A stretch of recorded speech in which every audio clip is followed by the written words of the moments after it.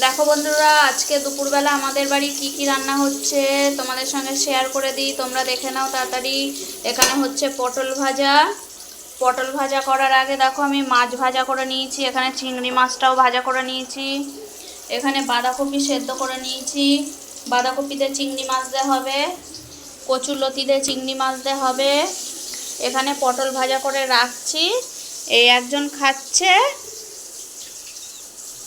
আর ওই একজন খাচ্ছে, মুখটাকে লুকিয়ে দিয়েছে। আর আমার জামাইবুও খেয়েছে। একটাও খাস না? মিস্টেক হয়ে গেছে দিদি, আমাকে ক্ষমা করে দেবেন।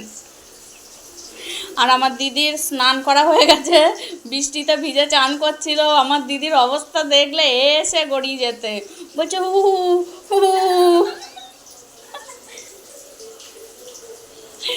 আমার দিদি আনাজ কেটে দিচ্ছে, এবার আমার দিদি এই গ্যাসটায় ভাত চাপাবে। আর দেখি কটায় রান্না শেষ হয়। এখন তো 12:30 বেজে গেছে। আমরা দু বোন এসে হাজির হয়ে রয়েছি, আর দু বোনের পাত্তাই নেই বাপের বাড়ি আসার। আমাদের বাপের বাড়ি আসার কথা শুনলেই আমাদের খাওয়া ঘুম উড়ে যায়, যে কবে আর কখন আমরা বাপের বাড়ি যাব। এরকম আর কার কার হয় তোমরা কমেন্টে জানিও।